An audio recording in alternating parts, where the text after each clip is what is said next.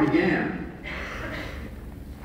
in an area starting to the west of Popa, going all the way down past Erzurum, through Himis, and down all the way over here to the Iranian border.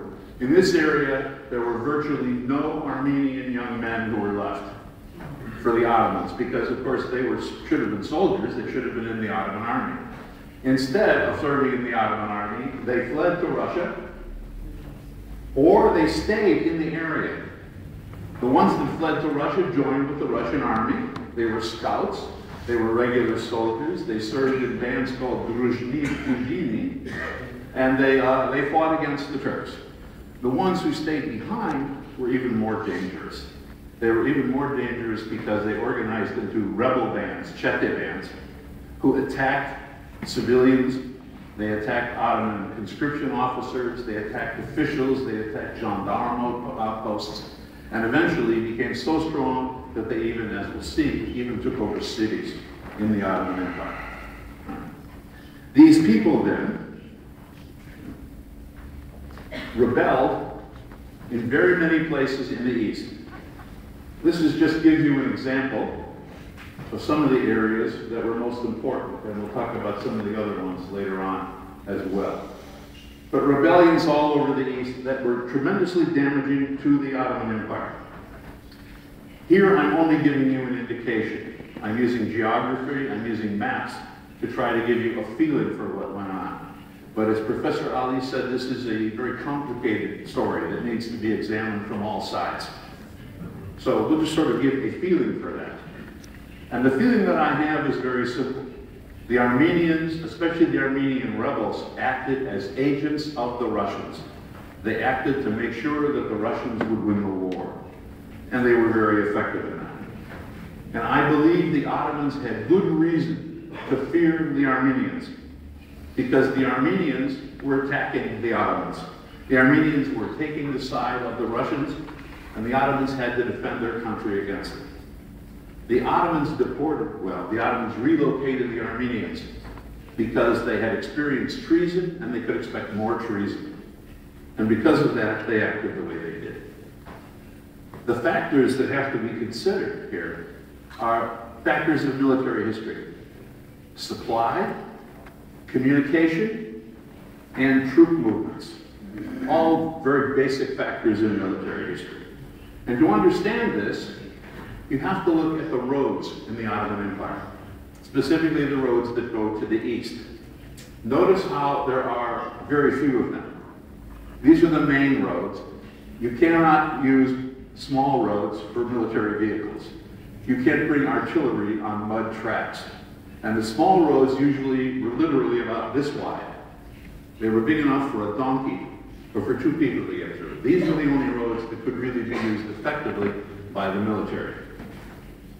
And of these, there were two roads that were absolutely essential to fight the Russians. One of these was the road to the north that went up to the border where the war was being fought. And the other one was the road to the south, which, as you'll see, was also where the war was being fought against the Russians. These roads were absolutely essential for both supplying troops, giving them their ammunition, their food, but also for the troops themselves to move up to the front. And, very importantly, if the Ottomans were defeated, they were essential roads for retreat.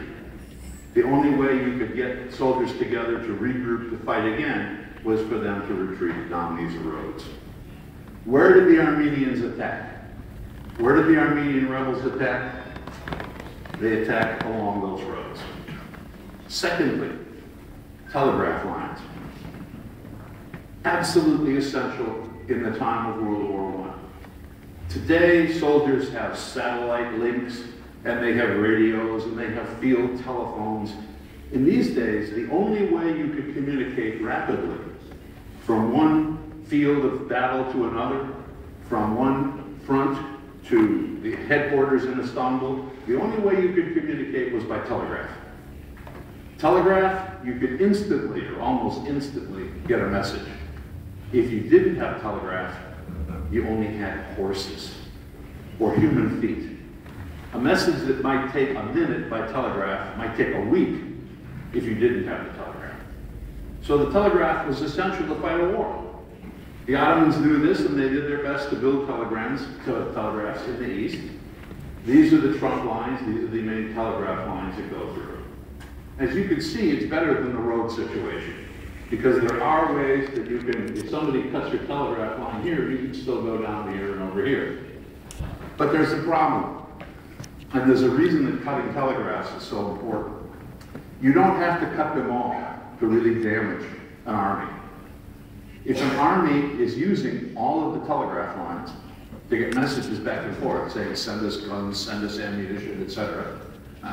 If you cut half the telegraph lines, you cut half the military communication, because telegraph lines only take one message one at a time, one way. Consequently, if you can manage to cut half the telegraph lines, you can tremendously damage the army. And that's exactly what the Armenians did. The telegraph lines were cut in the areas that you see. I've taken these main areas because they were where it was worst, but all through the east, the Ottomans had telegraph lines cut by Armenian rebel bands. This was a great difficulty, not simply because the telegraphs were needed, but because the Ottomans had to take an incredible amount of troops in order to protect these telegraph lines. The places the Armenians attacked were so essential that it meant that you had to have thousands of troops, as we'll see, in order to defend the telegraph lines and the roads. In order to explain that, I want to take three areas of the Ottoman East. Sivas should be Karahisar, or the Ottomans called it Karahisar Ishartı. The area of Cilicia, or Çukurova, and the area of Van, the area that I probably know the best. First of all,